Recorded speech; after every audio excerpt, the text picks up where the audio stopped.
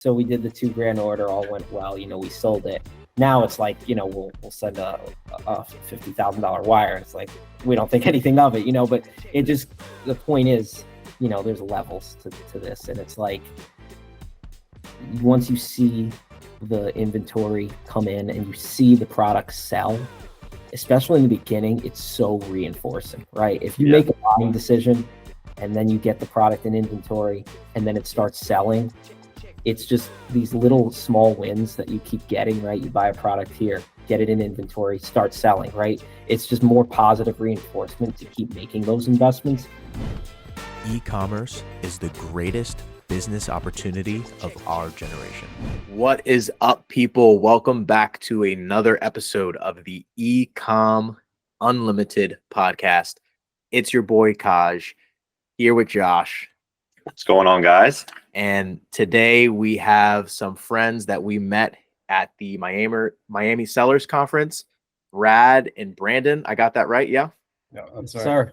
Sweet. And yeah, guys, I just wanted to say again, thank you so much for listening to the podcast. There is an unfathomable amount of information and entertainment on the internet. So we seriously appreciate you tuning in and getting some value from this podcast. So Brad, Brandon, how you guys doing this day? Good. Doing great, man. I'm just coming off a nice vacation, so I'm feeling good. Nice. Good. You just left your business partner at home to do all the work by himself. Yeah, stranded. That's the beauty of it, It's like if someone's out, somebody else can pick up the workload, so it works out. I'll get my vacation eventually. Well, yeah, let's kind of go back to the beginning a little bit. How'd you guys get into e-commerce, selling on Amazon, and even end up being business partners? Yeah. So, it's funny how we met, and it's funny how this whole journey unfolded for us. We actually started in different areas. I started I had my own Amazon account. He had his own Amazon account, and we ended up meeting through retail arbitrage. So we were literally in a Marshall's scanning products, and Brandon will tell you that he pointed out an item to me and he was like, "Hey, check this item out. It's profitable." And then from there, we just started like growing a relationship, and we were like, all right, let's put two minds together here and see what we could accomplish. And that's kind of the rest was history. We just kept running with it. I did my primary focus in the very beginning before we had joined forces was doing retail arbitrage. So I was just doing, the Marshalls, the TJ Maxx, the Walmart, Target, just scanning products, packaging it up, sending it into Amazon. I feel like everybody starts there one way or another. And then, we kind of joined forces, pivoted into wholesale, started wholesale in 2020, was doing hybrid RA and wholesale for a period of time. And then 21 is where we made the full pivot into wholesale, basically dedicated the first 3 months of 2021 to contacting 150 brands a week. At the end of Q1, said, let's assess progress, see how much progress we made. And we made a lot of progress. So it just kept snowballing from there. And Brandon, if you want to tell them a little bit about your beginning ventures of Amazon. Yeah, pretty much the same thing. I was one of those guys. I started out doing a little bit of everything until we finally settled on wholesale. I was thrifting. I was selling books. I was selling bulk books by the pallet. I started and wound up really scaling the RA thing when we started on retail arbitrage with Nike. I was going in buying thousands of pairs of shoes. I was one of those guys. And so, we stopped doing that because I built out a team of people that were sourcing for me, doing RA and everything. And there were two things that made us stop. One was the return rate on apparel. And then the other one was that I could only really scale it as much as I could find and get products. So, that kind of pivoted us to brand direct, just to find a more scalable business model that was more long-term. But that was my roots as well, just like a lot of other people doing the whole RA thing. So what year were you guys doing RA? Was that like 2018, 2019? Yeah, it's 2018, 19. And then, we were doing the 2020 craze. Like we were doing the pools, the weights, the whole works. We missed all of that, man. We missed all of that. We were still in our private label blinders. We didn't even know that was happening until after. Missed a bag. So it's funny. So you guys literally, you just were doing RA and then happened to be like scanning in the same section of a store, and that's how it started. Yeah, it wasn't even, I don't even think it was in the same section. I just know, like, throughout my business career and just everything in general, it kind of translates into wholesale.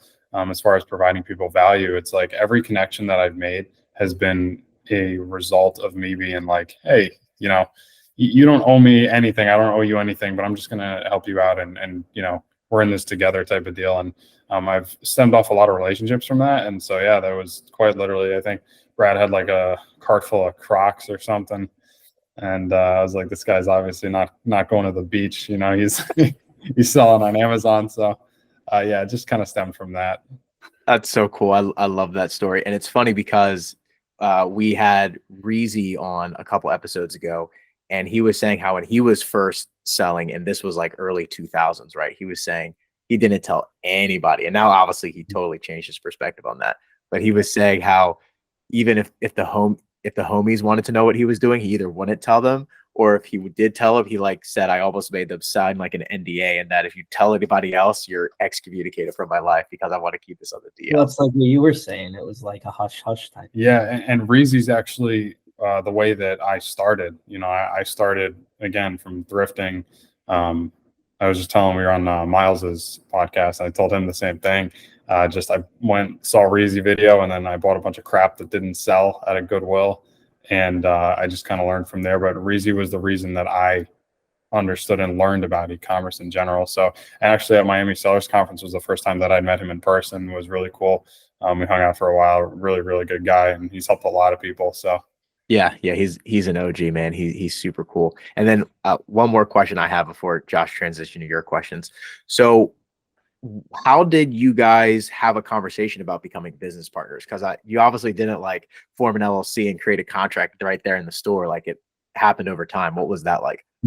I think a lot of it was very organic. I mean, it was just one of those things where we saw progress in one area and it was continuing to work. So we kind of just went organically with what was working. And eventually it was the obvious choice and decision to do that. It wasn't a forced thing by any means. So. Very cool. Love that.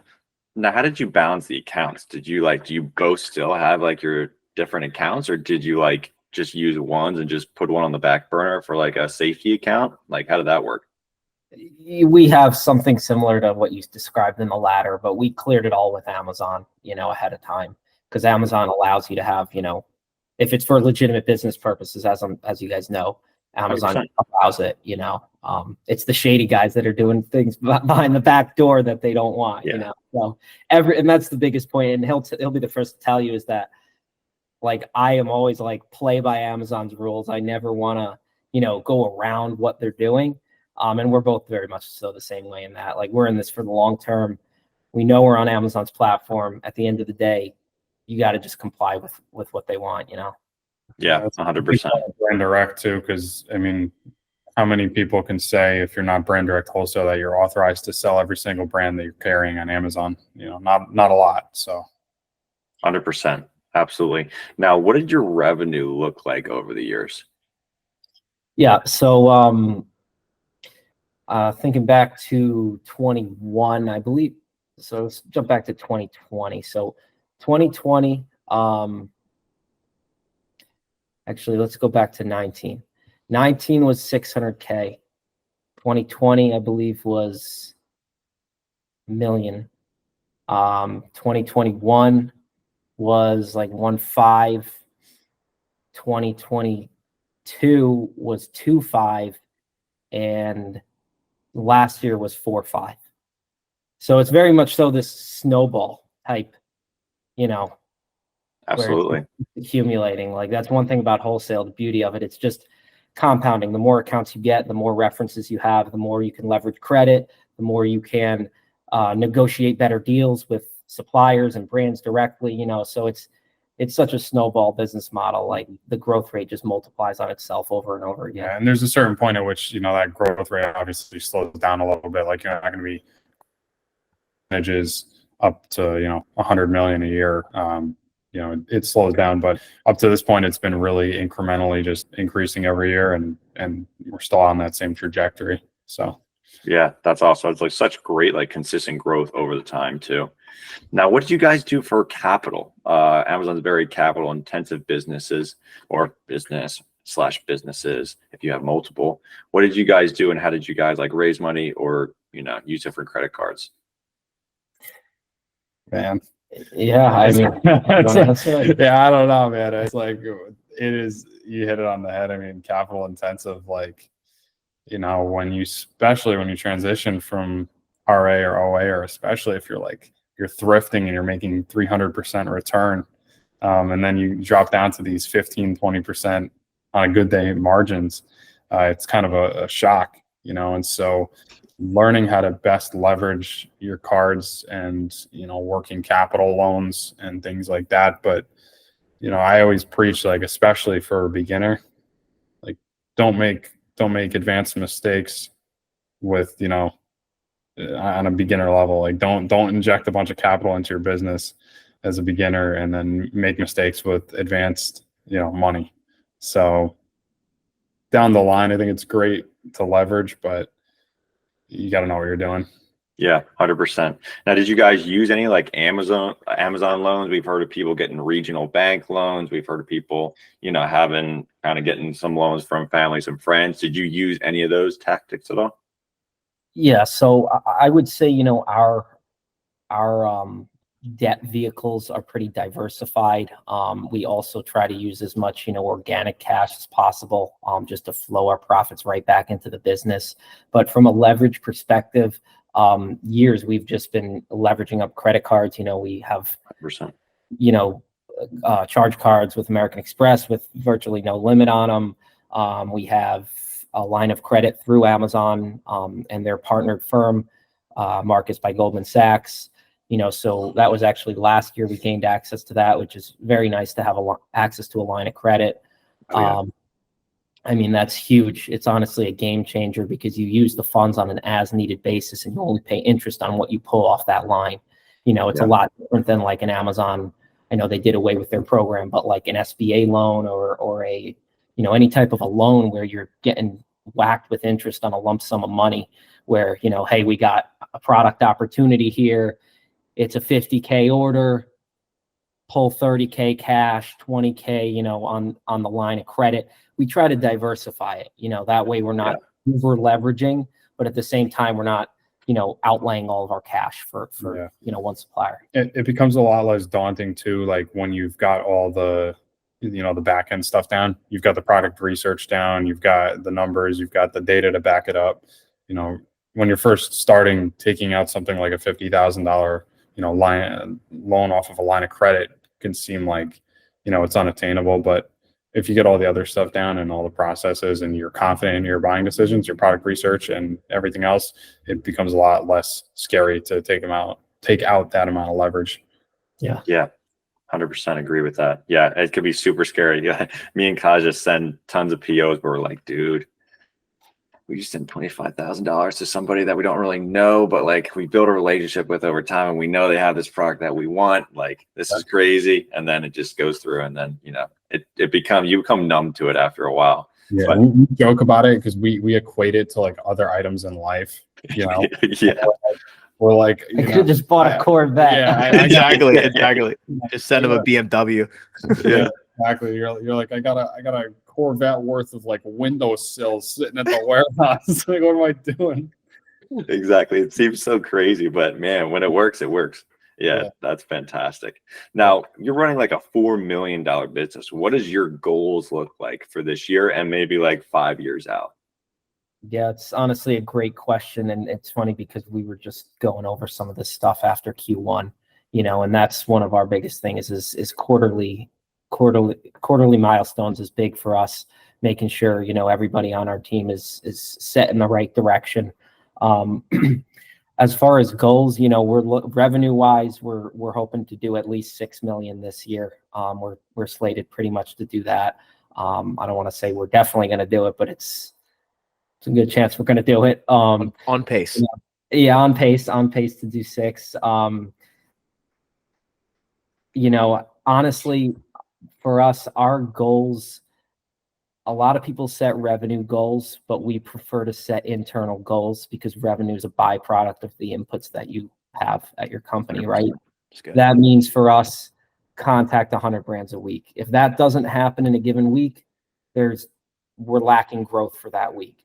It means building out the teams, the systems. I mean, if we have our inputs down and we know how much we're spending at a certain ROI, we can back into a revenue number, right? Revenue is literally just an output. And I'm sure, Brandon, if you want to add to that, like, Yeah. That's basically how we run our goals, you know? Yeah, exactly. And you're also, I mean, your goals change because your problems change as you grow. So, it's no longer about necessarily finding a way to run all the price lists. It's finding a way to contact 100 companies still while maintaining all the follow-ups that we still have. Your goals, the goalpost is always shifting, but as long as you keep those inputs the same, then like Brad said, I mean, your outputs are pretty much, I don't want to say guaranteed, but pretty close, which is the great thing about wholesale. It's like, if you're putting in the actions and the work, the revenue is going to come. Yeah, 100%. Yeah, that revenue is really just kind of projection of what you do throughout the year and how you create value and how that's kind of put into the business. Now, I want to talk about your brands, because not specifically your brands, obviously, but like a brand that you put into the business or contacted, made a good relationship, was able to order from. Which, like, how big of like a revenue jump do you see with each business you put on? It's a great question. Yeah, this is a very good question. Did you want to take that? I mean, I have some ideas, but Yeah, I mean, I think that it's like the reason I said it's a great question is because I think it's kind of multidimensional, and you have, the way I look at it is how much effort are you putting in for the reward that you're getting. And so, we have brands that we'll take them on and it'll be, $1,000 profit a month. And, on the forefront, that doesn't seem like a lot, but when you add 10 of those and 20 of those and you just keep growing, it makes it worth it and increases your overall catalog and your overall SKUs. And then, we've got the monsters out there that we're trying to close that are, 6 figures a year in profit. And so I think it can be all over the place. I think as we've grown, we've focused less on, I want to say less, we focus more on quality of accounts and less on just trying to get every possible account that we can. So, I mean, there's brands that we've worked with for well over a year, sometimes 2, sometimes 3 years now, before we're able to close exclusives with them. But those are the monsters. Those are the six-figure accounts. So, yeah. Gotcha. Yeah, that's a really cool answer. Now, also, like, are a lot of the brands that you're closing already on Amazon, or are you helping them get on Amazon as like your value add? They're all on Amazon or have some sort of Amazon presence. Like for us, there's very rarely is there a case where we're going to just like launch everything from scratch without charging like a retainer or some type of agency type work, because it's a lot, right, to do all that. There's got to also be organic demand for the product. Like, we get pitched all day long from brands on wanting giving us exclusivity on products that don't sell. But at the end of the day, helping them understand that we're taking a vested interest in their brand. And the exclusivity is simply a means of payment and a way to make the partnership more robust, right? Because we're not charging services, right? I literally, before we had this podcast, I got off a phone with a brand that was working with an agency that's charging them $30,000 a month, right? And, you think about something like that, and it's like the value add is you are saving their bottom line. Like you are literally, adding $30,000 to their bottom line. Instantly. Because if you give us exclusivity on this item, right, and we don't even need exclusivity over the whole brand right away. We try to roll these things out on a crawl, walk, run basis. And with that, we're buying from you guys, we're buying product from you, and we're going to do all this other stuff. All we need in order to make that partnership possible is, exclusivity on one given SKU, provided the volume is there.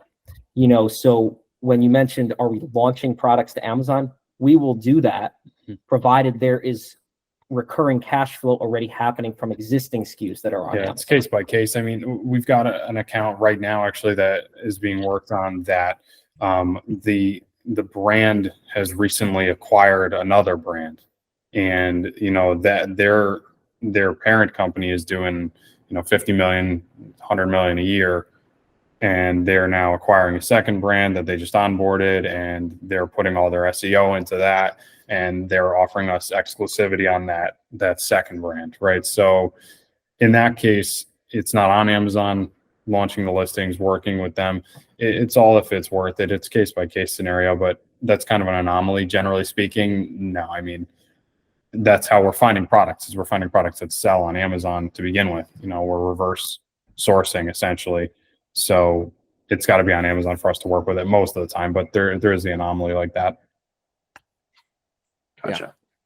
Very, very interesting. So I want to go back to something you mentioned earlier about like inputs and outputs. And that's something I've talked about a few times. And also this concept of leverage, right? So increasing your outputs for the same amount of inputs. How have you guys built your systems, built your teams to be able to consistently reach out to, you mentioned 100 brands a week, and then also maintain the follow-up while also not dropping the ball with the brands that you already have? Like, talk to me about your team and your systems. Delegation, is one big thing. I mean, Brandon and myself as owners, we want to be spending as much time as possible with the brands, right? Manifesting that relationship, growing it over time. So we're contacting the brands. We have a sales guy who also does outreach too, on a little bit of a different level, but we're focusing on those high value key accounts, growing the relationships with the brands we're already working with. And then, everything else in the business, we try to delegate as much as possible, right? So, warehouse, like operations management, shipping, we have VAs, doing sourcing, and I mean, that's, we have VAs and employees doing, a lot of the listing optimization stuff, and, some of the PPC. So we're not necessarily the experts in how to run an effective PPC campaign, but we have people on our team that know how to do that, right? Did you have anything to add to that? Yeah, I mean, I was gonna question for you guys, like, who is the biggest driver of revenue in your guys' company? Like, who's making the money? I would probably think you guys are gonna say the two of you, right? Like, Right. Yeah. And Yep. so the position that we place ourselves in is that we want to be on the revenue generating side. We want to be on the sales aspect. We want to be maintaining the relationships with the brands and the clients that we work with. And then everything else, once we have that revenue driver, can be outsourced. So everything after driving the revenue comes down to organization and developing the systems to allow the rest of the business to keep up with what we're doing. That's so good. Yeah. And for people listening to that podcast, like, you pause and rewind 45 seconds or a minute and just listen to that again, because it's so important to have that mentality of being a business owner and not just a hustler. Because especially in the beginning, and as people are a lot of people transition from OA to wholesale, and they kind of were bootstrapping or whatever, and they're doing everything. They're doing the sourcing, they're doing the buying, they're doing the repricing, and in this case, like, they would also be doing the PPC management or whatever. But you will grow more if you're able to outsource those daily repeatable tasks to then be able to focus on the tasks that are driving revenue, like you said. Yeah, there's a portion of it at the beginning where obviously you have to wear a lot of hats and do everything in the business. But the thing is, you can afford to outsource those things once your revenue is going up. So Exactly. if you can slowly pivot away from doing the tasks that are taking away from the time that you need to increase the revenue by contacting brands, then it's just going to be able to scale faster, because now it snowballs just like anything else in wholesale, where the more you can put into sales, the more you can afford other stuff, the more you can grow your systems and have a more efficient process. Spot on. Spot on. Now, are you guys using any 3PLs, or you just have your own warehouse and employees there? Just our own warehouse and employees, no 3PLs. Oh, How trust. many how many warehouse staff do you have? Amazon's fulfilled. I'm sorry, How many warehouse staff do you have? like 2, 3. Okay. And so then with that, how many units a month are you pushing through that warehouse, either FBA or FBM? Units. Yeah, it depends whether you're talking in Q4 or not. You know, it's obviously An average non Q4 month. Yeah. checking right now for you. I'll have to pull that. Let's see here. So in the last 30 days, we've had about 7,300 orders. Yeah, that's a good number. You're pushing a lot of orders. And are most of those single units, or are you guys working with like multi-packs and stuff too? Like bundles, you mean, or? Yeah. Most of them are single Okay. license. You know, I mean, we have some bundles, you know, for sure. Don't get me wrong. But a lot of it is single unit stuff. Yeah. Yeah, you don't need a lot of, you know, if your processes are efficient, you don't need 15-person staff. Like, you know, Yeah. our warehouse is 2,000 square feet. Like, it is not, it's massive, you know, and it does everything that it needs to do. I mean, running a tight ship and keeping the expenses down, but just being efficient. I mean, Yeah. And the other thing, you know, for us is that, I mean, Brandon will tell you this all day long, is how much I like raising our ASP. If we raise the average selling price that we're selling for, we have to spend less work. We have to pay less employees. We have less units in production, and we can just grow our revenue by, you know, decreasing our costs, right? It's a beautiful thing. Obviously, you want volume. We all want volume. But if we could, you know, even target some items that are selling for $100, $200, right? Like, you don't have to sell too many of those to do well.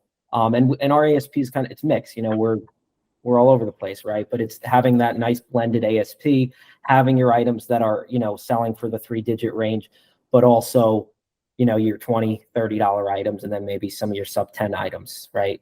It's kind of a mix between everything. yeah, before we got on the podcast, I was just talking to Brad about a call with a brand owner I had yesterday that, you know, the ASP is $850 for their item. It's over $100 profit a night, like a sale, you know. And then I was saying, hey, you got one, you know, return that's not, that's what I was just thinking. You get one return on that. Ouch. you know, it's all gotta make sense, the numbers, but obviously the ASP is huge because from a labor perspective, for an item that, you know, let's say it just needs a poly bag, an item that's $10 and an item that's $850 still needs the same poly bag and still takes the same amount of effort for the warehouse staff and whoever else to do it, except it's generating you $1 versus $100. So, you know, putting your capital to work, not your employees.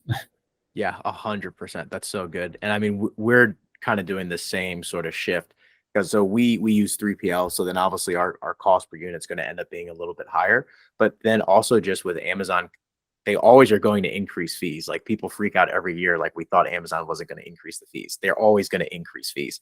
And so you don't want to just be making enough, because then the next year, or like I know people who were making their bread and butter on the small and light program. And then as a surprise to no one, Amazon got rid of it because they weren't making money on it. And then now they have to get rid of half of their catalog because they were working with products that were making 75 cents or $1. But not to like bash on that. I mean, they were making money, but just from a long-term play, like, you want to have as much room as possible on your products. Like you said, put your capital to work as best as you can. How do you guys feel about the fees this year? It's been a lot of, you know, fulfillment changes, low inventory. I mean, inbound. How do you guys feel about that? Oh, I hate it. Absolutely hate it. I just hope at some point it gets like so out of hand that some of the big sellers sue Amazon and win. That's what I want to happen. But that probably won't happen. We've been trying to be positive about it in certain regards. Like, if you guys run the numbers, Brad was telling me about it the other day. If you run the numbers on like a standard size item and you look at the inbound placement versus the reduction in the fees for that item, you're talking a couple cents. Like, it is not, it just looks like it's real bad. But Amazon, they're just trying to weed out these guys that are not treating it like a business. Yep. They're weed out the Alibaba sellers. If you're not private label, obviously. So. Yeah, the placement fees, like you said, with that, I don't think enough people are talking about the placement fees coupled with the reduction in the FBA fees, which you said it's kind of just moving where the product is getting charged. But then the fee that's going to hurt a lot of people will be that low inventory fee, specifically for like the online arbitrage people. That'll probably have a bigger impact there. Right. Yeah. I mean, everybody rants and raves when Amazon raises their fees. I see this every year. Every year. And the only real difference that I would say this year is the adjustment in the systems and the process that either your warehouse or your prep center has to make to save money and accommodate for this. So for us, the biggest challenge with this, and for a lot of sellers, is the time suck. So now we're, instead of just sending units our normal way, we're now having our warehouse estimate 3 different ways of sending the units to make things most efficient, right? So it's the employee time that it's taking, it's the physical boxes, right? Separating things if that's what needs to be done, rather than the actual monetary fee increase. Because like Brandon said, the average inbound placement fee, whether it's West, Central, or East, is 27 cents. And the reduction in fulfillment fee is 20 cents. So we have plenty of items that are 23 cents on the inbound rate, right, into Amazon, and 20-cent reduction. So the that difference is just nominal, right? You end up paying an extra 3 cents, and in some cases you might even be saving a little bit of money. So yeah. Now, we're going to pivot a little bit here. How did you find your first brand direct? How did you go about doing that? Did you just happen to run into it?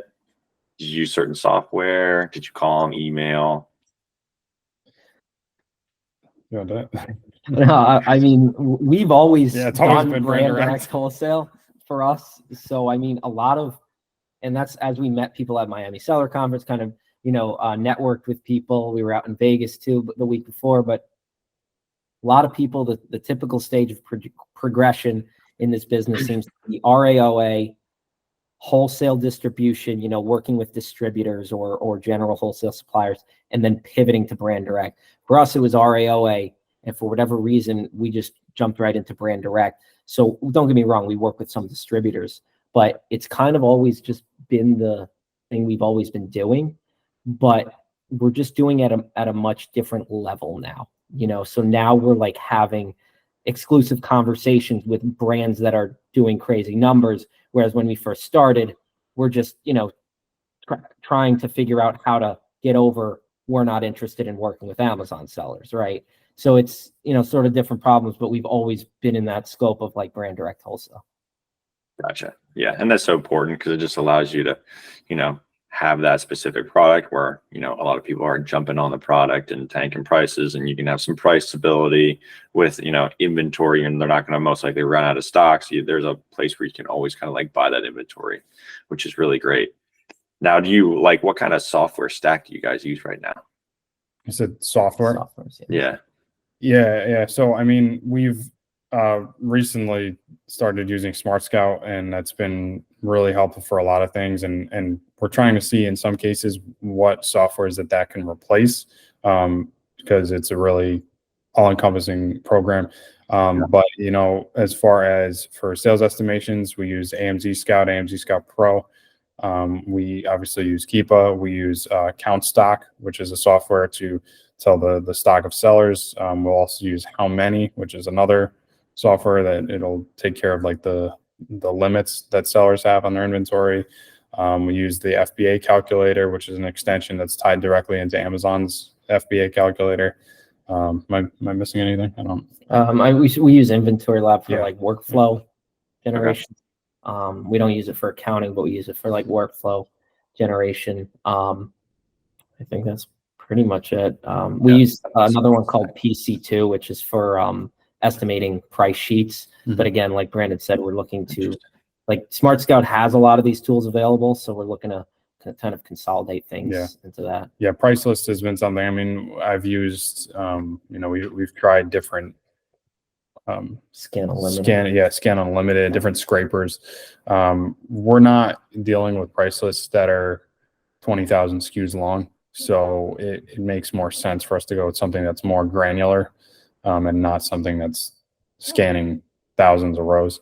So PC2 has been a good software for us in that regard, but again, we're trying to pivot out of some things, and Smart Scout is going to be the solution to a lot of things for the future for us. Nice. Yeah, that's really good. I feel like a lot of people are, especially brand direct people, are moving towards Smart Scout. Now, if you can honestly think back, it might be a tough question. How much money was your first PO that you ever placed? It's actually funny because I was writing a tweet or something about this, and like our first wholesale account was like a $2,000 order, right? And we were shaking in our boots, man. Yeah. And this particular company, we had to, we couldn't really do a test order, right? If it was up to us, we just buy 10 units, see what it does. But it's like, in order to get there, this is what we needed to be at. So we did the $2,000 order, all went well, we sold it. Now it's like, we'll send a $50,000 wire. It's like, we don't think anything of it, but it just, the point is, there's levels to this. And it's like, once you see the inventory come in and you see the product sell, especially in the beginning, it's so reinforcing, right? If you make a buying decision and then you get the product in inventory and then it starts selling, it's just these little small wins that you keep getting, right? You buy a product here, get it in inventory, start selling, right? It's just more positive reinforcement to keep making those investments. So, I mean, that was like our first, probably from what I can remember, at least our first I don't even bigger order. I'm glad he answered that one, because I have no idea. I remember a couple key ones at the beginning, key accounts, but as far as dollar amounts, it's small, marginal. Sure, absolutely. Now, it's a lot. So yeah. Now, going kind of to the flip side of that, what would be like your largest PO you ever did? Yeah, I already know. You can take it. Well, our largest PO on one PO. Yeah. Is that the question? Yeah. Trying to think. What we have. He's got too many big POs to pick from. From last year. Yeah, well, we have some POs coming up that are going to be six figures. We've had six-figure POs last Q4. We do a lot of different pre-orders with different suppliers, pre-book orders. So I mean, with that, we might have let's say if it's 100,000 PO, right? To manage that a little bit better, we might have half the order ship, because basically for us, a good portion of the year is spent preparing for Q4. Because we do a lot of our revenue during the fourth quarter, as do all sellers. So the more systems we can build around Q4, the better shape we're going to be in. So a lot of those POs are booked in March, April, May, right? And we'll set a certain ship date for half the order, right? So half the order will ship October 1, the other half maybe will ship November 1, right? That way we're able to break up that PO a little bit. And a lot of these suppliers will have, if you pre-book orders with them, they'll give you incentivized terms like net 60, net 30-day terms. So then we have some suppliers we even work with will let you go through the entire holiday season without paying them until after Christmas. Not to mention, discounts on pre-books as well, 3%, 5%, whatever discounts on pre-book orders as well. So that adds to your profit margin. So we're just trying to maximize discounts as much as we can. But I mean, as far as dollar amounts go, it's like six figures. I mean, we got some pretty strong POs coming up, that are in the six-figure range. So that's crazy. That's incredible. The feeling of the rush of your first six-figure PO, I don't think we've gotten there yet, but we'll get there eventually. I'm sure it's crazy. Yeah, you get numb to certain things though, because we were talking about recently, I think when we were at a trade show or something, it's totally different doing that and sending something like a 6-figure PO. And then if you have to, do an expense in your personal life that's like $150 when it should be 40, you're like shaking, 'cause it's all relative. Like, you just get numb to it. I mean, it's just becomes part of the business. But like I said before, if all your other systems and your processes are correct, you can have a lot more confidence in your buying decisions, and it's a lot less scary than it sounds. So Yeah, it was funny. I was talking to my mom the other week or something. I was like, "This is so weird." I was like, "I just sent a supplier 30K, and then I went to the grocery store and spent like $50 more than I normally do." And I was like, "What's going on?" Yeah, like this is just so backwards. you're picking up water bottles outside to go and cash them in for the 5-cent rebate. Like, what is happening? Yeah. All right, Okay. so I want to double down a little bit on the brand direct stuff. And you mentioned this briefly earlier, and it's a myth that I've been kind of working on debunking, is that you can go straight from OA to brand direct. And I've noticed that a lot of people think that they have to go the wholesale distribution route, the wholesaler route, and get to the point where they're doing 7 figures before they can actually do like a brand direct exclusive. But you say you've been doing brand direct the whole time, and your first PO was only $2,000, right? So for the person who's just trying to get into brand direct, maybe they don't have that large bankroll, they might not have a lot of experience with PPC. How should they be approaching these smaller brands to get that direct account? I would say, one, make sure you're sourcing the right kinds of companies, because we could contact companies all day long. If they're all P&G companies, where are we going to get, right? It's going to be one distributor or the next distributor, or no, we're not taking Amazon, right? The key is for us having a discrepancy between having a nice revenue stream, seeing that the products sell on Amazon, but also the company that we're reaching out to is fairly small and intimate, so we can actually have a conversation with a decision maker or a brand owner in order to close that account and overcoming the rejection. So for the new seller, I would say pivoting from OA or RA to brand direct wholesale, the biggest thing is contacting, smaller to mid-sized companies, reaching out to at least 100 per week, and just getting on the phone and learning the process. Represent yourself as a legitimate company. Don't say, I want to sell your products on Amazon. It's probably the worst thing you can do. And building a relationship, with the other person on the phone. Love that. Yeah. And it's simple. It's not rocket science, right? It's just, you have to take that first step and be willing to reach out to brands, talk to them on the phone, and be professional.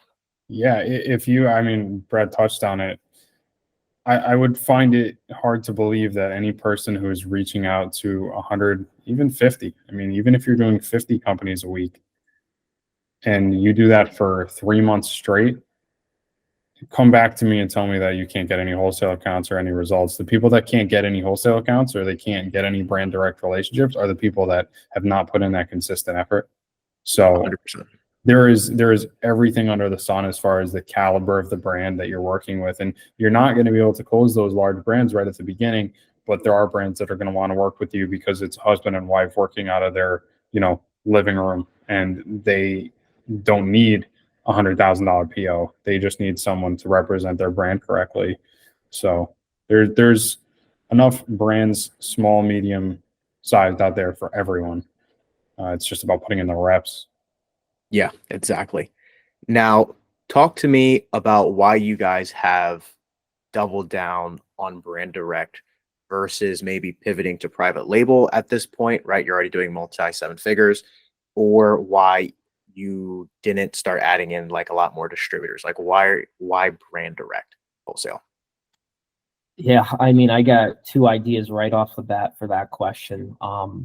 One is that brand direct wholesale, the beauty of it is that you could potentially get very similar benefits as you could with private label, but you don't have to put in all the marketing effort and the upfront risk associated with building a brand. you're capitalizing on someone else's brand equity that they've already built, and maybe it's misrepresented on Amazon. Maybe they don't understand Amazon, and that's where you come in as the expert in order to take them to the next level, right? To use the tools at our disposal, listing optimization, PPC, building out a more cohesive presence to help grow their sales volume, or to, help promote the brand as a whole, right? Do you have anything to add to that? Yeah, I mean, I always say like brand direct, it works. We're doubling down on it because of the consistent growth rate. I mean, if it was something that wasn't working, obviously we're going to pivot business models. Private label is something that we've talked about for the future. But when it comes to not dealing with distributors, it's because, like I said, this is working. If it ain't broke, don't fix it type of deal. And Right. In addition to the way that Amazon's going and all of these shutdowns and complaints and things like that, we want to stick with things we're authorized for. We don't want a cease and desist. We don't want account health violations. We don't want those types of things. And when you're dealing with distributors, money talks, and your purchase volume and things like that. We're more interested in dealing with the relationship, and capitalizing on growing the relationship to be able to make money and sell the products. We're not stocking 1,000, 2,000 SKUs. We are stocking a smaller amount of SKUs, and they're higher caliber, replenishables. Yeah, that's a beautiful thing. When you onboard a new brand and you're working towards the exclusive, let's say they already have 4, 5, 10, whatever, many sellers on their listing also selling, but you guys are working towards being the only seller. How do you go about getting control of the listing and control of their distribution? Sorry, could you just repeat? Could you cut out in the middle of when you were asking that question? Can you just repeat that again? Yeah. So when you're onboarding a new brand, they have multiple sellers on the listing, however many it may be, and you're working towards the exclusive. How do you guys go about getting control of the distribution so that you're the only seller on the listing? Is the brand already interested in going exclusive, or? Yeah, let's say that the relationship is working towards getting pen to paper on the exclusive contract, and the brand is invested in that as well. Got it. It's got to start out on their supply chain. Like if they can't control their supply chain and they're selling to distributors, and those distributors are now selling to other people that are selling on Amazon, you're never going to get control of it. I mean, we've had products that we have tried to get control of the supply chain for literally a year before we got it nailed down, because we didn't know where the products were coming from. So you got to really look at the brand and work closely with the brand to have them lock down who the sellers are, match those, Amazon sellers up with their POs, and see if they can, every single unit that goes out, we want to tie that to a seller, and then we want to put a halt to that. And it's hard, it's a hard process, but it depends on how vast the distribution network is of their brand. So have you had success with getting brands to talk to their distributors and have them stop selling to other Amazon sellers for the particular brand? Yeah, we always get it locked down. Awesome. And then I know when we were in Miami, we were talking a little bit about the transparency program as well. Give me like a brief overview of what the transparency program is, because I know there are a lot of people who will be listening who've never even heard of it, and then how that can also assist with getting distribution locked down. Yeah. Well, transparency is a program made by Amazon. It's a subset of Amazon, but they have their own team and they have their own reps and everything. And the basic overview of it is that it's a 2D barcode. Every single barcode is individualized, and it's no barcode can be used a second time. And so it's a value add that I stumbled upon accidentally through dealing with it with a brand that was already involved in it. And there's not a lot of information about it out there. And that's why when we were talking in Miami, like there's a group of however many people gathered around. Yeah, just absolutely mind blown. We use it. It's basically it's made for counterfeits. It's made for supply chain control, not distribution control, right? So is it used for distribution control? Absolutely. But generally speaking, it's an onboarded process where you have an ASIN. The ASIN will get onboarded into something called OPR, operational review period. Once it passes that, it'll go into what's called protection. And then from that point on, any units that are sent into Amazon's warehouse must contain one of these 2D barcodes. If it's not, Amazon will actually turn it away. It works for merchant fulfilled as well. You have to import 10 transparency codes to gain access to the listing. And then let's say that you already have access to the listing. If you don't have your merchant token from your account onboarded into the portal where transparency takes place, then you have to manually enter a transparency code every single time you sell a product merchant fulfilled. So it's basically the end all be all as far as supply chain distribution control. You're required to list all of your or sell all of your products as the brand with a transparency code on it, no matter what platform, what marketplace it's in. Do brands do that? Not really. So it's used, it's kind of a gray area, but it's used to control supply chain and distribution. But it's complicated. It's hard for me to give like a overview of it because it's a complicated program. There's a lot of nuances to it. But if you haven't, heard of it, Amazon does have Seller University videos on transparency that are on YouTube. You can look those up, and that'll give you the basics. Probably maybe a little bit better than I explained it, but. Yeah. And it's, again, like you said, it's another value add that you can give to brands. And we're helping one brand get enrolled in transparency now. And part of that, again, is the authenticity part, also the distribution part. But brands who might have a lot of sellers that are doing online arbitrage, when they don't want those brands doing online arbitrage, right? It can be a helpful value add to be like, hey, we'll help actually get your price on Amazon up to match where it is on your website versus, just being another reseller that's just going to continue to drive the price down. Yeah. I mean, Brad makes fun of me. Like the amount of accounts that I've closed with transparency is like, it's crazy. It's crazy. So it's a secret weapon. It is. And because there's not a lot of information about it. Like I've had to dig deep to get some of the info, and the first thing is just introducing people and sellers, especially brand direct sellers, to the program, and pitching it to brands. Yep, 100%. Yeah, and there's like so much value there with the transparency program too. It's fantastic. All right, so if people want to learn about brand direct, where they go to find you guys? Yeah, everywhere is Operation AMZ on Twitter, on TikTok, Instagram, YouTube, the whole works, man. Yeah, we're pumping out content all day long. Beautiful. Tons of brand stuff. Awesome. Yeah, that's great. Always Their links will be in the description for sure. Oh, sorry, go ahead. Absolutely not. I said always happy to help too with anything that we possibly can. Send us a DM. DMs are always open, and any concerns or anything regarding wholesale, brand direct, or if you just want to talk to Brad or myself, feel free to message us, and we'll do our best to get back to you. Beautiful. Links will be in the description, guys. Thanks everyone for listening. If you found value during this episode, give Ecom Unlimited a like and a follow to stay updated on all of our new episodes, and we will see you on the next one. Peace. Thanks, guys. Take care.